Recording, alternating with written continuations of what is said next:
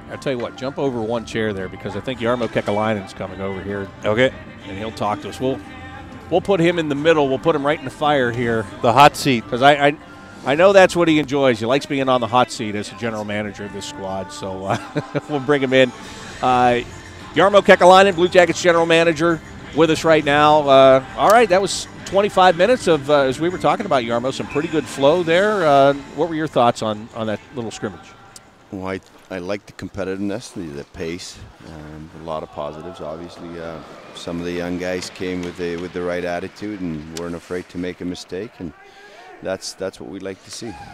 Little shootout going on right here. Jared Bowl is going to get the nod. Listen to that cheer, Bobby. Did you ever get to do one of these in a camp, Jody? No. Yeah, I did. My first Rangers camp, I did. Did they cheer? It was right after the backup goalie. Well, Jared missing that one. Jarmo, Jared getting a 3-year contract extension. Can you tell us how important that was for the organization to get a guy that has been really the heart and soul of this team locked up? Very important. He's as valuable in the locker room as he is on the ice, and he's a guy who gives everything he has, and he's a team player.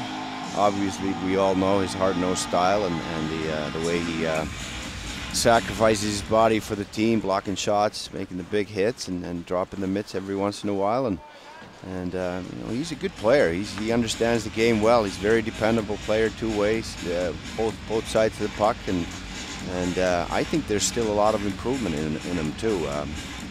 I've said this many times. I've watched him since he was a junior with Plymouth when they won the OHL championship, and he was a huge part of that team, and not just for his toughness, but he scored 28 goals that year too, and it's a while ago, but I think that he's still got some growth in him.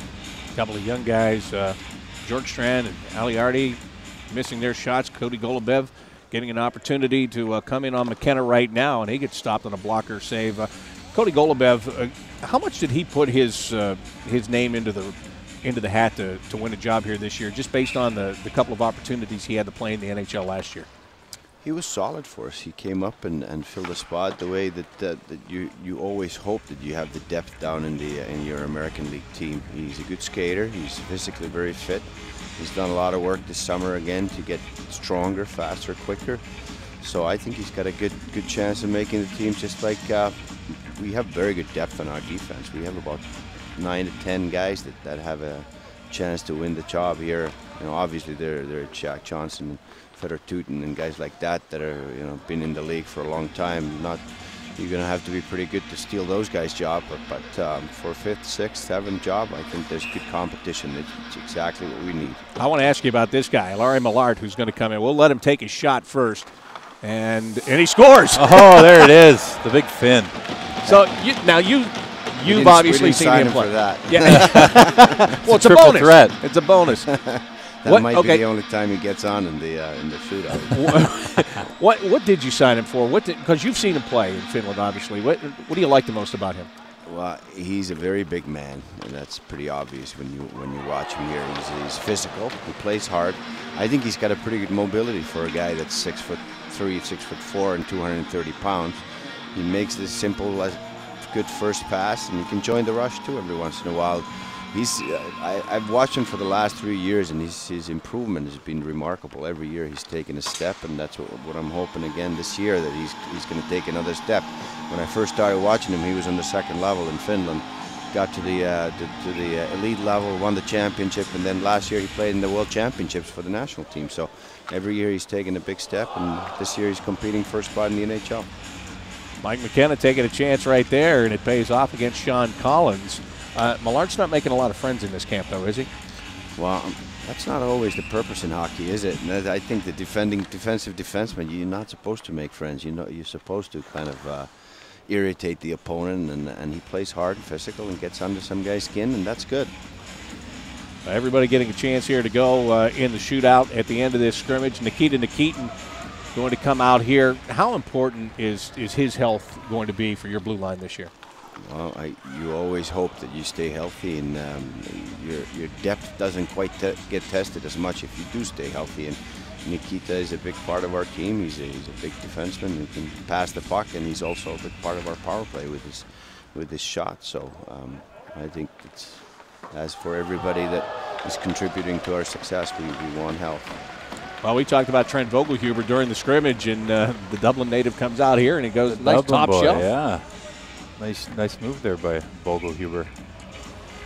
Jarmo, you mentioned that you'd followed Jared Bowl in Plymouth. Is there other guys here you've known a lot about before you got here? Guys that you've seen in maybe Russia? I know you traveled a lot. A guy like Tootin or Nikitin. I started scouting on the amateur scouting site, and when the players that were born 1977 were getting drafted. So I've been scouting for a while. So most of the guys in the league now, 77s are 36 years old. So I've pretty much seen everybody that plays in the NHL since they were 17 years old. But so I know a lot of these. Most of the top guys for the draft, I've watched them play junior college or in Europe. So. How much do you appreciate that you're coming into this season? Yes, you have a couple of holes to fill, but it's not like you're coming in and looking for 8 or 10 guys to fill roles. You're very specific. You're pinpoint. How nice is that? How much of a luxury is that to have as a GM at this time of the year?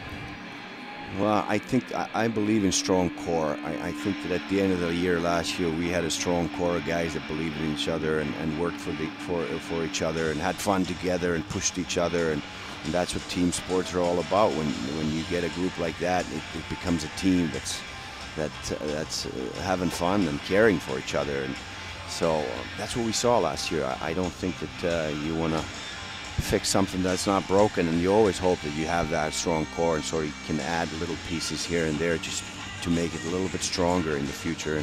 And I think that's where we're at right now. We have a strong core, strong group of guys, and we just want to add into little areas to improve our special teams, improve some of the roles that we need to fill. So I think we're in a good place right now. All right, just before we leave you go, now this scrimmage game is out of the way. The exhibition season starts tomorrow right here against the Pittsburgh Penguins.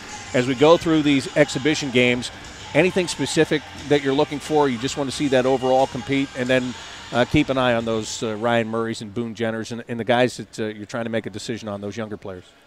The coaching staff, obviously, they're going to take a close look at the systems and how the team plays defensively and the forechecks and the special teams and all that.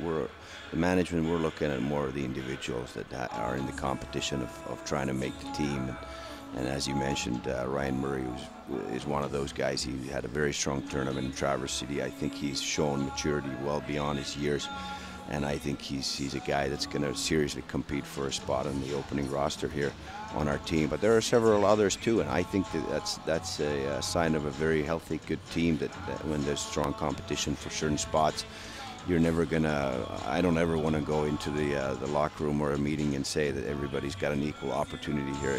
It's not like that, because some guys are making a lot of money. They've been in the league for a long time, and they're going to be on our team.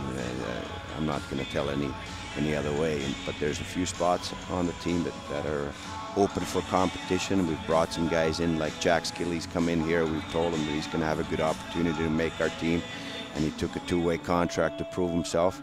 Guys like that, we're very anxious to see, and they can make our team better in the long run. Is Jody still on the radar if you really needed somebody? Well, that's a tough question, Bob. I'm going to skate with him this week and show him. Yeah.